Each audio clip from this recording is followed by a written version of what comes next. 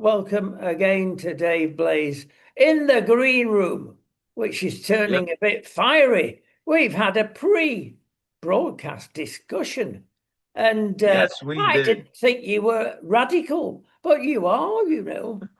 And I thought you were content with mowing the lawn in the backyard, and that was the way you felt about things. Let them all pass over.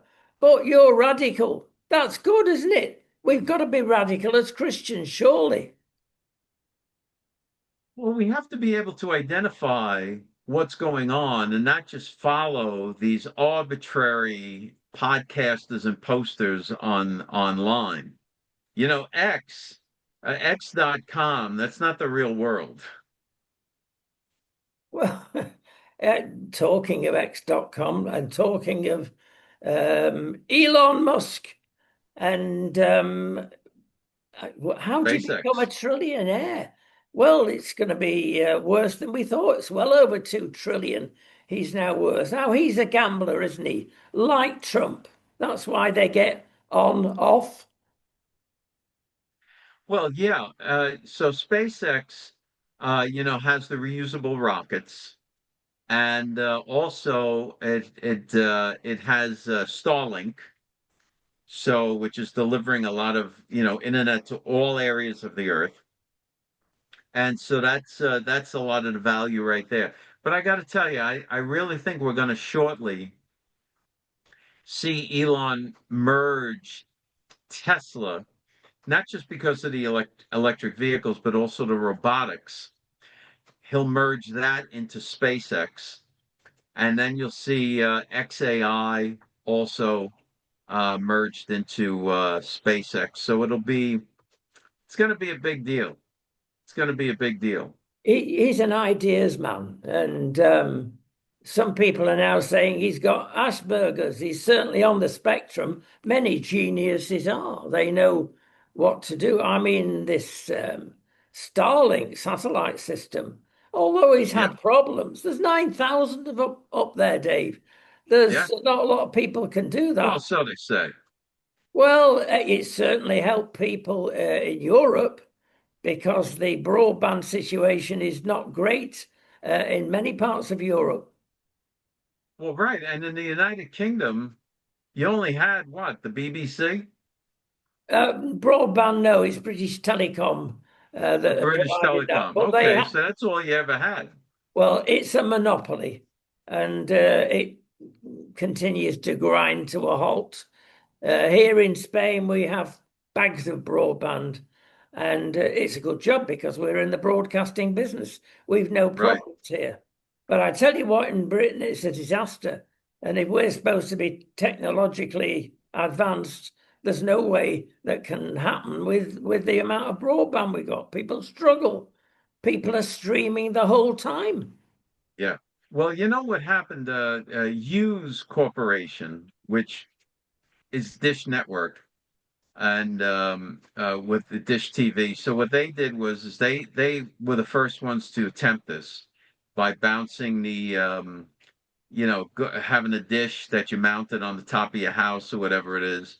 But the problem with them is they didn't have enough satellites. The technology wasn't that good. So every time you had a cloud passing over, you lost reception. But Starlink is much better than that, and gives SpaceX a lot of its value. I am impressed actually when I look at SpaceX and I see a rocket coming down to its original takeoff position. That is Yeah, astonishing to witness and to even think about that. And well, of course, he's a physicist. He's not in any sense behind the wall and just right. taking a gamble. He knows what he's doing. Yeah, yeah, yeah. He certainly does. So we'll Well, see. Investors on Wall Street will never bet against Elon Musk. well, thinking of him in connection with Trump, has it healed behind the scenes, or is there acrimony there? I think as long as you see JD Vance moving forward, and so on. I think that's a good thing. And I think that because don't forget, one of the reasons that JD Vance is the vice president is because of Elon Musk and Peter Thiel. So, those two guys were instrumental in bringing JD Vance into the administration. And Vance is a good guy. I mean, he's got good ideas and so on. I like Rubio, frankly. Marco Rubio is terrific, right off the top of his head.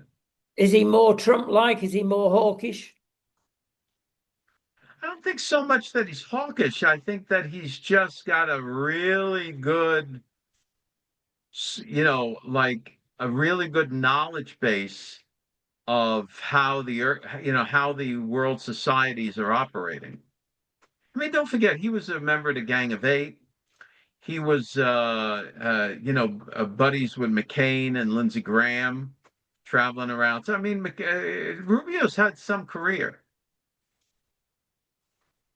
Yeah, we'll go over the other side of the world briefly, and we're talking about Yu Min Zin, Chinese, American, and he's been arrested. China are good at that. Anybody that smells a bit of a spy, they put it. There's 200, I'm told, in his position in China. And when the Donald went over there, it was to talk about Iran, obviously, and oil. He did mention about the people being sequestered by various authorities. Oh, we suspect you of spying. Now, it's the thinnest of arguments that they get people for. In this particular case, young student guy and Burmese, almost, which is right next to China, and he led a think tank. Oh, well, that's enough to get you behind bars. Why cannot America or the West in general do something about China? Have they got that much power because of their trading? Okay, so first of all, let's look at how the situation actually is. The United States is here, right? And China's way down here as far as size and monetary system, as far as their economies, GDP, and so on. The economic numbers that China puts out, when they're bad, they don't put out any numbers. And even when they're good, they're not really that good, right? And so you can never trust what the Chinese are saying is going on in their economy. So as far as power goes, President Trump and the Trump administration, they know where the United States stands as opposed to China. That's why we've booted them out of the Western Hemisphere. And even in the Panama Canal, the president sent Larry Fink of BlackRock down there, who basically kicked the Chinese out of the ports. So now the United States is in full control of the Panama Canal. We're in full control. We threw them out. We threw the Chinese out of Venezuela. As a matter of fact, we went in there and extracted Maduro while the Chinese representatives were right there in the compound. So we threw them out of there. We're throwing them out of Cuba. Cuba's about to collapse, and we'll go in and we'll help the Cuban people, and we'll take that over. So and now we got them by the throat again with Iran. They were buying all the oil, cheap oil from Iran, and now they can't. And they're sending a lot of the ships over through the Gulf of America to Texas and Louisiana to load up with our oil.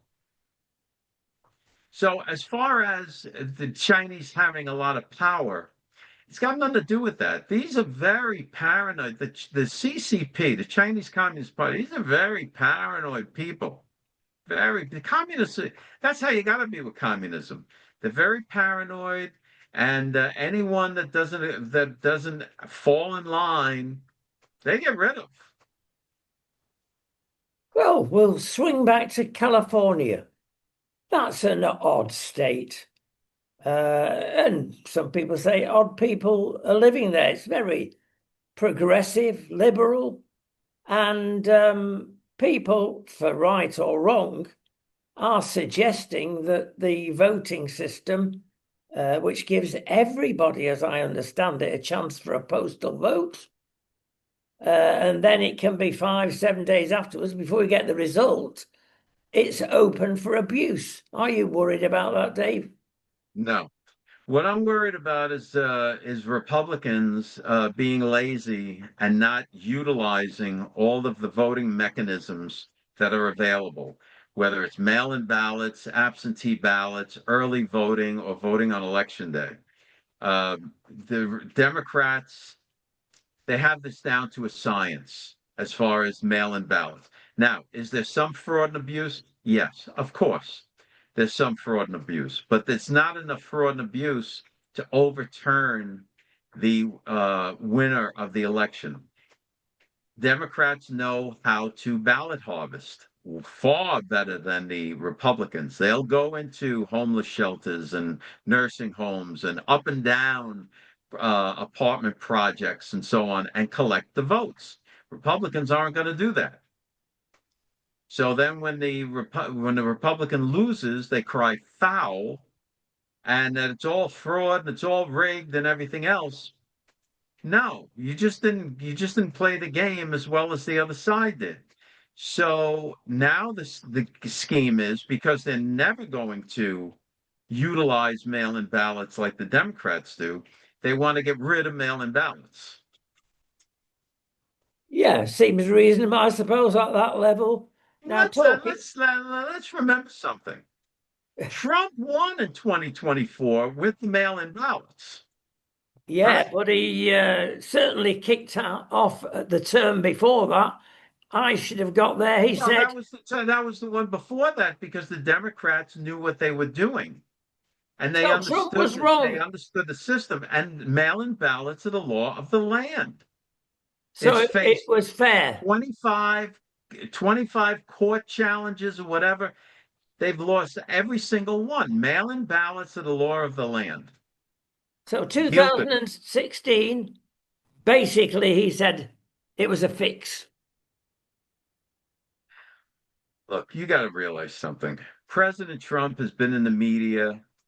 He's been with the world. He's been with the McMahons and the wrestling scene and all of that. That's it. That's his shtick. That's his shtick. If Trump won 359 million Americans and there was 100 Americans that voted the other side, he would say it was rigged. Those people must have cheated because Yeah. Okay. that's what that's his shtick with that. I thought But we he had. won in 2024 because you want to know how you know what put him over? Lara Trump got in there as the co-head of the RNC, the Republican National Committee. Okay. When she got in there, she realized, oh boy, unless these Republicans start utilizing mail-in ballots, we're going to lose again. So she started coming out and saying, we've got to utilize all of the available methods of voting. And then she told the president that.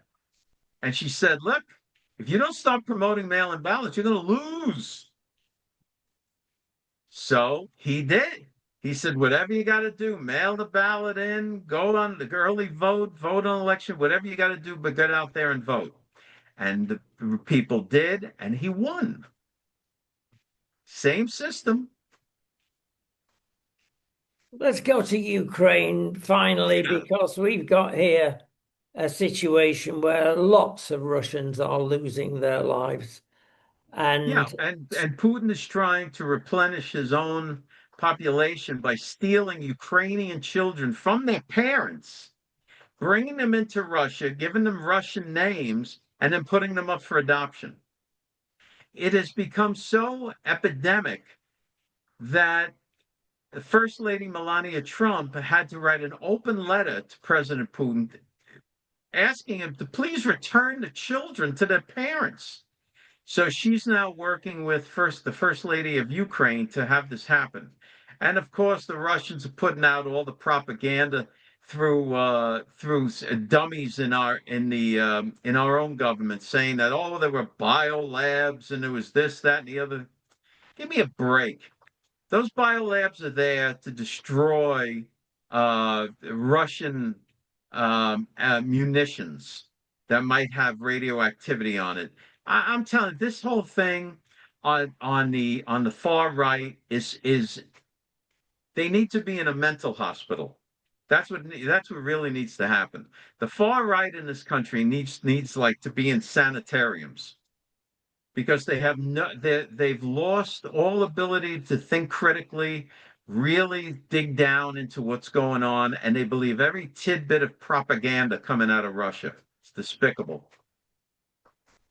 Well, at the moment, of course, the wise kids on the block are saying, "Oh, he's had a heart attack," referring to Putin. He was found on the floor by his KGB friends. But don't forget, we had this 3 or 4 years ago when he had cancer. I know. Remember, he had cancer. Right now, then the heart attack, and I remember they were saying, "Oh, he's walking funny. He doesn't move one arm." And all of this stuff. That's more Western propaganda. They're just trying to make him look weak, and he's trying to drive the Westerners crazy. And it's all a game. It's all a crazy game. You got to stay out of this and really dig down into what's going on. Well, what's going on? Regretfully, we've mentioned about the loss of life on both sides. Yep, The Russian side, particularly, because yep, they've taken to street fighting. They have got a bit more ground, but it's at a phenomenal cost.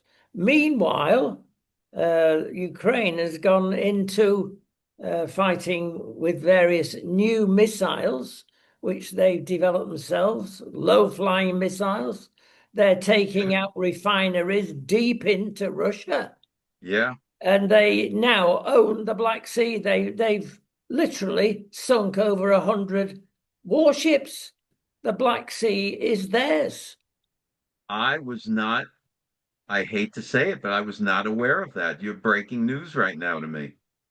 Well, there you go. Lots of things are escaping slowly, but it's the fifth year. I repeat, the fifth year of this terrible battle, and it looks on one level that they're starting talking via third parties. It's too much for either side. Maybe we'll get agreement whereby the Donbass, which is on the east side, the Russian side, will be given ceded in some form to Russia, and then Russia and Putin can say, "Oh, well, it was all worthwhile." Yeah, but it's not worthwhile for the people who've died and the families that are left Right, behind. right, right. I know. We've been a bit miserable today, but having said that, there are other good things happening. I believe shortly we may all be saying, thank goodness the Iran situation has been resolved.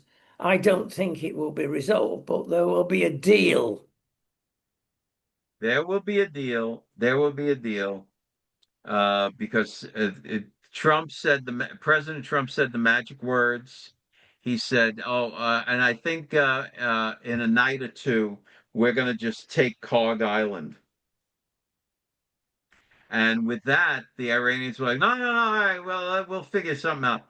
So the bottom line here is there's going to be all stipulations. The Iranians want the money. See, we sanctioned off billions and billions of dollars from them. And they fooled the Obama administration into giving them the money. Trump's not giving them a dime until they do what they say. And even then, he's going to trickle it in. So he's not going to give them lump sums so they can send the money to Hezbollah so Hezbollah can fire more rockets at Israel. That's not going to happen. I think I know why we're in this situation. It's down to the monopoly board. It was invented in the States, of course, and it is a board game of sorts. Regretfully, But maybe the Donald is the right man to be in the centre of this at the moment. Because let's be honest, Dave, it could have been very sticky in Iran. Maybe it still will. And other people would have put troops on the ground. That would have been fatal. People would have put troops on the ground, but I'm telling you what's going on and why the communists in this country hate Trump. And you want to call them Marxist, socialist, communist, is all the same thing. They hate him because President Trump is like dismantling through God's help. God is he's on God's side, and we dismantled the government in Venezuela. Now that country is going to be able to prosper. They're getting the money from the oil sales. We threw the Chinese out of the Panama Canal. We threw them out of Venezuela with the Russians, and we're throwing the Russians and the Chinese and the Iranians out of Cuba. So all of these things are going on, and that I don't think any other administration ever would have tackled. Sounds like heaven on earth. We'd better leave it there. We'll be on for another hour. Thank you so much, Dave. All right, Rodney. That sounds good.